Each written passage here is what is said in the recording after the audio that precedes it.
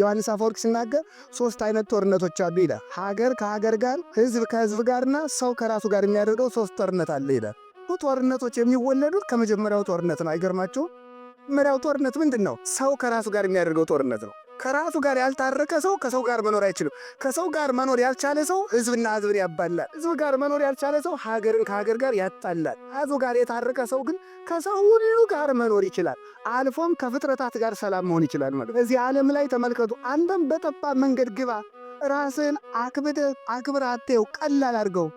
መንገድን ፍምረት ግዙፍ ነገርን አትውደድ። መንገድ እንድታልፍ ብለህ ሰማይ መንገድ ቀለል ብለህ ኑር። ሲበሉም ቀለል አድርጎ መብላት ማለት አፈወርቅ ብሏል።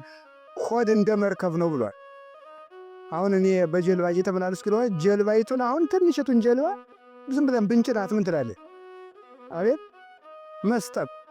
ያለ አቅሙ የሚበላ ሰውም አይምሮው ይሰጥማል። እዚህ በኋላ በጎ ማሰብ አይችል፣ ዝም ብሎ መተኛት ነው። እየጸለየ መተኛት፣ ያነበበ መተኛት። አይምሮ ሁሉ ግዙፍ ስለሆነ ጭንቅላቱ ይሰጥማል። ሆድ ምንድነው ካላችሁኝ፣ መብል ሆድን ያሰጥማል፣ ሆድ አይምሮን ያሰጥማል፣ አይምሮ ህይወትን ያሰጥማል። በዚህ ነው የሚሰጥመው ሰው። ሆዳም ሰው አይምሮ የለውም፣ ለሰውም አያስብም። ገበሬው ራሱ ይሌለ እንዴ? በቃሪያ የሚበላ ሰውና በጫማ የሚሄድ ሰው የጓደኛው ያዝ ነው። ቃሪያው ሲያቃጥለው ዝም ብሎ መገምደን ነው። እንጀራውን እጨርሰዋለሁ ምን የንዝሞ መብላት ነው ማለት ነው። እሱ ለቃሪያው ማብረጃ ነው የሚበላ ዝም ብሎ ማለት። በጫማ የሚሄድም ባልንጀራዬ ነሽ ወይ ወጋዋል አይልም። ስለዚህ ተመልከቱ፣ ለባልንጀራ እንዳናዝን የሚያደርግ ምንድነው? ሆዳምነት ነው። ቅዱሳን ወከማው ኢያጽቆሙ ለጻድቃን ይላል ፍኖት መቃን ዘዝንቱ ዓለም። ልክ እንደዚህ ሁሉ ለቅዱሳን አባቶቻችን ሁሉ ጠባቡ የዚህ ዓለም መከራ አላስጨነቃቸውም አለ። ከፈጣሪያቸው ደረሱ እንጂ አልተቸገሩም። ለምን? ምን ብለው ነው ያለፉ? ቀለል ብለው ስለኖሩ ነው። ቅዱስ ያሬድ ይጠይቃል፣ እፎ አምሰጥዎ ለመጽምም ከመይባውዎ ለመርብ ይላል። ወደ ሰፊ ሀገር ለመግባት ቅዱሳን ጠባቡን ሀገር እንዴት ብለው አለፉት ብሎ ይጠይቃል ቅዱስ ያሬድ። እንዴት ብለው አለፉት ይልና ታይ ደሪዮሙ ወታጊሶሙ ታክሰው ነው ይላል። ታክሰው ጸንተው አለፉት አለ። ጠባቡን አልፈው እንዴት ከሰፊ ሀገር ተደረሱ? እና አቡነ ተክለ ሃይማኖት እና አቡነ ገብረ መንፈስ ቅዱስ እንዴት ይህንን ጭንቅ የሆነ ዓለም አለፉት ሲባል ታግሰው ሰውነታቸውን አቅልለው ወደ መንግሥተ ሰማያት መግባት ቻሉ። ጠባቡን ዓለም አለፉት። የሕፃናት አንዱ ጠባያቸው ይህ ነው። ከቃሉ ጋር ናችሁ። እግዚአብሔር ከሁላችን ጋር ይሁን። ሌላው ሕፃናት ሳይመረምሩ ይታዘዛሉ። እስኪ ሳይመረምሩ ይታዘዛሉ በሉ። ምሳሌ ይታዘዛሉ፣ ሳይመረምሩ ይታዘዛሉ። ሳይመረምሩ መታዘዝ ምን ማለት ነው? አይ ይሄ ነገር አይሆንም፣ ይሄ ነገር አይሆንም አይሉ ይታዘዛሉ። እንዲህ አርቅ እሺ፣ ይሄን እንዲህ አርቅ እሺ። ሲደረግ የታየው ሁሉ ያለ መመርመር ይታዘዛል። እንደዚህ ሁሉ ለፈጣሪያችን ሳንመረምር መታዘዝ አለብን ይላል። ለአባቶቻችን መታዘዝ አለብን። አባ ጳውሎስ እና አባ ዮሐንስ የሚባሉ 2 አባቶች ነበሩ እና ደቀ መዝሙሩን ምን አለው መሰላችሁ? ከቃሉ ጋር ናችሁ። ሂድና አሉት። ሂድና ከጅብም የሚበልጥ ከነብርም የሚበልጥ ከአንበሳም የሚበልጥ ከዘንዶም የሚበልጥ ከአውሬ ሁሉ የሚበልጥ አንድ ጨካኝ አውሬ ነበረ። ያ አውሬ እየመጣ መቃብር ቤት ውስጥ ከብት እያጠነ በግ እያመጣ ይመገባል። ሂድና ከዚያ መቃብር ቤት ውስጥ ከዚያ አውሬ ስጋ ቀምጣ አምጣልኝ አለው። መነኩሴ ነው፣ ባይታዊ ነው። እንዴት አድርጎ ይቻላል? ኋላ ጭራሽ ደግሞ ምን ይሉታል? እሺ ብሎ ያደሱ ሳይጠራጠር መታዘዝ በተፈጥሮ የማይቻለውን ኃይል ሁሉ ይሰጣል። እሺ ብሎ ሲሄድ ምን አደረገ መሰላችሁ? ወደዚህ አራቅ ሲል ቆይ አንድ ነገር ረስቼ ጆሮውን ይዘህ እየጎተትክ አምጣልኛል። በጣም አስቸጋሪ ጥያቄ ነው። አውሬውን ጭራሽ ስጋ ይዞ መምጣት ከባድ ነው። እንደገና ደግሞ ምን ማለት አውሬው ዝም እሺ አለ። ኋላ ምን አሉ? ራቅ ሲል ደግሞ እንዲህ አሉ፣ እምቢ ያለህ እንደሆነ አባ ዮሐንስ ነው የሚባሉ አባ ዮሐንስ ና ብሎ አልበለዋል። ኋላ ሊበላ ሄደ። ስጋውን ይዞ ሊመጣ ሄደ። የአውሬ አገሳ ሊውጠው ስቲክው ሊውጠው ሲያገሳ እኔ አይደለው አባ ዮሐንስ ና ብለዋል ሲለው እሺ ብሎ መጣለት። እየጎተተ ይዞት መጣ፣ አስረከበው ማለት። ይሄ ሁሉ የሚያመጣው ምንድን ነው? መታዘዝ፣ ለእናት አባት መታዘዝ፣ ለካህናት። እንዲያውም ቅዱስ ጳውሎስ ምንድን ነው የሚለው? ለእግዚአብሔር ብላችሁ ለጠማማም ቢሆን ታዘዙ። እስቲ በሉ ለእግዚአብሔር ብላችሁ በሉ። ለምንም ቢሆን ታዘዙ። ለጥመቱ አንታዘዝም፣ ለጠማማው ነው የምንታዘዝ። ለጠማማው እንታዘዛለን፣ ጠማማነቱን አንቀበልም። ለጠማማ ሰውም ቢሆን ታዘዙ። ለጠማማ ሰው ስትታዘዙ ከመዘለግዚነ ለክርስቶስ እንደምትታዘዙ ቁጠሩት። መታዘዛችሁ ምን ያደርጋችኋል? ያከብራችኋል።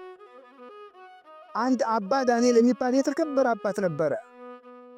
ስሙ የተጠራ መነኩሴ፣ ታምርን የሚያደርግ በገድል ተቀጥቅጦ የኖረ ኃይለ እግዚአብሔር ያደረበት ነበር። ኋላ አንድ ወንበዴ እናቶች ገዳም አባ ዳንኤል ነኝ ብዬ ልሂድ አለ። ሽፍታው ሄደና አንኳኳ። ማን? አባ ዳንኤል። ከፈቱልን። አያውቁትም አባ ዳንኤል። አባ ዳንኤል መጣ ብሎ እግሩን አጠቡት። እግሩን አጠቡና ምን አደረጉት? ልብሱ ለብሷል፣ ቀሚስ አድርጓል። አይገርም? መጽሐፍ ለዚህ እኮ ነው ከሽፍታ ይልቅ ወይባ የለበሰ መነኩሴን ፍራ የሚለው ማለት። ምክንያቱም ሽፍታ አገሩ ይታወቃል፣ በወታደር ይያዛል። መነኩሴ ግን ዳባ ስለለበሰ ሽፍትነቱን የሚያውቅበት የለም ማለት ነው። ስለዚህ ፍራ አለ። ኋላ ምን አደረገ? ደግሞ እንደዚህ ስላችሁ ጊዜ መነኩሴ ሽፍታ ነው በሉ፣ እንደ ጭልፊት እየሞጨለፋችሁ ማለት ነው። ምን አደረገ? ከዛስ ምን አደረገ? ሄደና ለብሷል ቀሚስ አባ ዳንኤል መጣ ብለው አጠቡት። አጠቡና አንዲት የታመመች መነኩሴት ነበረች። እታቢውን ሲደፉበት ተነሳች፣ ተፈውሳ ማለት። እምነታቸውና መታዘዛቸው አባ ዳንኤልን እንዳጠቡ ተቆጠረላቸው። ወንበዴ አጥበው ምንድን ነው የምታደርጉት? እኔ እኮ ሽፍታ ነኝ ወንበዴ ነኝ አለ። አይ አባ ዳንኤል መስለህን ነው። በኋላ እሱም ደግሞ ለካ የእነዚህ ሰዎች ሃይማኖት እንዲህ ያደርሳል ብሎ ተጸጽቶ መንኩሶ ለምናኔ በቃ ደግሞ እሱ ማለት ሽፍታው ራሱ ተመልሶ ማለት። ካልተጠራጠርን ሰዎችን ሳንመርጥ ከታዘዝን ጠማማ ነገር ካላዘዙን በስተቀር ካዘዙን ከታዘዝን እግዚአብሔር በዚህ ምን ይሰጠናል? ኃይለ እግዚአብሔር ያሳድርብናል፣ ረድኤቱን ይሰጠናል። ስለዚህ የቅዱሳን የሕፃናት አንዱ ጠባያቸው እሱ ነው። ሌላው ሕፃን እገሊት አይኗ ጥሩ ነው፣ እገሊት ጆሮዋ ጥሩ ነው ይላል አይልም? ሁላችንም ክፉ ምኞት የለባቸውም። ክፉ ምኞት የለባቸው፣ ዝሙት የለባቸው። ወንድ ሕፃን ይሆን የሴት መልክ አያደንቅም፣ ሴት ሕፃን ብትሆን የወንድ መልክ አታደንቅም። ስለዚህ ምኞትን ቆርጣችሁ ጣሉ ነው። አይ በዚች ነገር ያስተላለፈው መልእክት ብዛት ምኞትን ቆርጠህ ጣል ነው። ምኞትን ለመቁረጥ አይንን መመለስ ነው። ቅዱስ ዳዊት ሚጦላ አይንቴ ከመይራ ከንቶ፣ አይኖቼ ከንቱ ነገርን እንዳያዩ መልሳቸዋል። አይኖቼ ከንቱ ነገርን እንዳያዩ መልሳቸው። ማን ያለ? ቅዱስ ዳዊት። የሰው ልጅ አይምሮ ከካሜራ በጣም ብዙ ሚሊዮን ጊዜ አቅም አለው፣ ቀርጾ ያስቀራል። እና ሰውን ትቅ ብላችሁ አትዩት እሺ። መልኩ ሊቀርጽባችሁና ሌሊት እዚያ በኋላ ያን ሰው አምጡ ይላችኋል። ይህን አይንን መልስ ነው። ወጣቶችም አስተውሉ፣ ሴቶቹም አብዳችኋል መቼም። እውነቴን ነው። ጨርቃችሁን እያሳጠራችሁ ራቁታችሁን ፎቶ እየተነሳችሁ ልቃላችሁ። ወንዱ አይኑን አፍትቶ እዚያ መዋል። አሁን እኮ እንኳን ጻድቅ ወንድ ጀግና ወንድ እንኳን አናገኝም። ወደፊት ጅላጅል ነው ዝም ብሎ ማለት አልኳል። በሴት ፎቶ የነወለለ ነው በእውነቱ ማለት እኮ ነው። አታውቁም? ሴቶች ታይተው የመወደድ ጸጋ አላቸው። የዚህ ምስጢር ደግሞ እነግራችኋል። የሌላ ቀን ታይተው ለሚወደዱት ለምን መሰላችሁ? አዳም ሔዋንን ስለጠላት እንጨት አብልተሽ አጠፋሽ ስላለ እዚያ በኋላ ሴትና ወንድ ጠበኛ ሆነው ሊቀሩ ሆነ። እዚያ በኋላ እግዚአብሔር ለሴት ልጅ ምን አደረጋት? ታይታ እንድትወደድ አደረጋት። ስለዚህ ሴትን እያየ ሰው ወንድ ይወዳል ማለት እና አይን ላይ መጠንቀቅ ነው። ሰምታችሁኛል? አይንን ካልተጠነቀቅ አጥምዶ አናውዞ ይጥልሃል። ታላቁ እስክንድር የሚባለው እስክንድር 127 ሀገሮችን ቀጥቅጦ የገዛው እስክንድር ለወታደሮች የሚመክራቸው ምክር ምን ነበር መስላችሁ? በጠላት ሀገር ሂዳችሁ በውሃ ጥም እንዳትሸነፉ፣ በሴት እንዳትሸነፉ ነበር ያላቸው። በምንና በምን ያላቸው? በውሃ ጥምና በሴት እንዳትሸነፉ፣ ካልሆነ ትሸነፋላችሁ ነበር የሚላቸው። እና ውሃ የፈለገ ቢጠማቸው አይጠጡም። እንዲያው 100 ወታደር ከሚያጠምደው ይልቅ አንዲት ሴት የምታጠምደው ብልሃቱ ኃይለኛ ነው። ይህን ነው ጌታ ያለ። ምንድን ነው? ዝሙትን ተጠንቀቁ፣ ምኞትን ቆርጣችሁ ጣሉ። ህሊናቸው ንጹህ ነው። ሕፃናት ህሊናቸው ንጹህ ነው። አሁን ቅዳሴ ሲቀደስ እግዚአብሔርን እኮ ያያል። ቢገርማቸዋል። ሕፃናት ቅዳሴ ሲቀደስ እግዚአብሔርን ያዩታል። እኛ አይታየንም፣ የኃጢአት መጋረጃ ስለጋረደ። ብፁዓን ንጹሐነ ልብ እስመ እሙንቱ ይሬእይዎ ለእግዚአብሔር። ልባቸው ንጹህ የሆኑ ሰዎች እነሱን ውዳን ክቡራን ናቸው። ማንን ያዩታልና? እግዚአብሔርን ያዩታልና። ስለዚህ ሕፃናት ይህ ናቸው። ሌላ ሕፃናት የሕፃናት ኃይላቸው ልቅሶ ነው። እስኪ ወደ የሕፃናት ኃይላቸው ወደ የሕፃናት ኃይላቸው ምንድን ነው? ድገሙት እንጂ። የሕፃናት ኃይላቸው ምንድን ነው?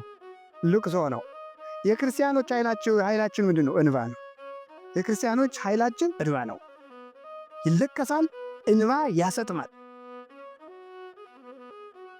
ብረት፣ እሳት ወይም ደግሞ ሌላ ነገር የማይቀደውን ሰማይ ቀዶ የሚወጣ እንባ ነው።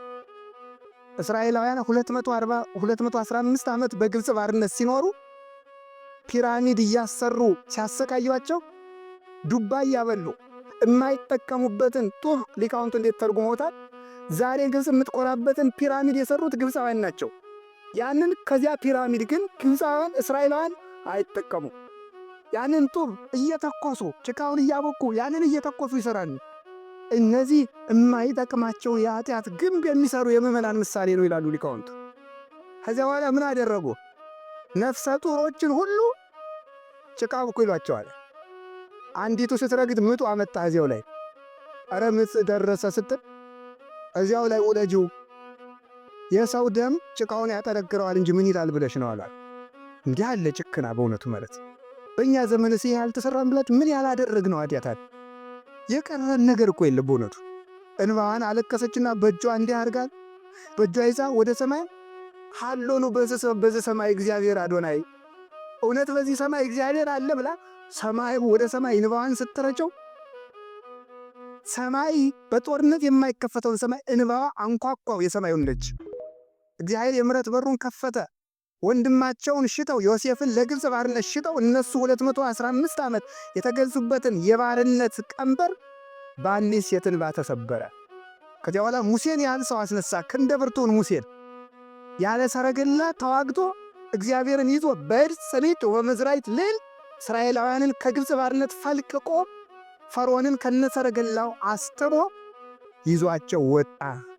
ሕፃናት ኃይላቸው እንባ ነው። እኛም ማልቀስ አለብን። ሆነቱ አላችሁ። አሁን ሰው እኮ አያለቅስ ታለቅሳላችሁ። እንዲያውም ማን ነው በቀደም ሲነግረኝ የአዲስ አበባ ሰው እዚህም ጎንደር ይኖራል። ባለ ሀብቶቹ ዘመድ ያልሆነውን ዳ ከፍለው ማስለቀስ ጀምረዋል አሉ። ዘመድ ሲሞት ኢትዮጵያ ይድረስ እኮ ነው በእውነቱ ማለት ማስለቀስ። እዚያ ተሰብስቦ ማስለቀስ ማለት እናት እያለ ማልቀስ። እናቱ አይደለችም፣ አክስቱም አይደለችም። እንዲያውም ሰውየው የሚያለቅሰው ወይኔ ለሳንቲም ብዬ እንዲህ ላልቀስ ብሎ እያለቀሰ ይሆናል ሰውየው ማለት። ሰው ደግሞ ለዚህ ጉዳይ አለቀስ እያለ ሊያለቅስ ይችላል ማለት።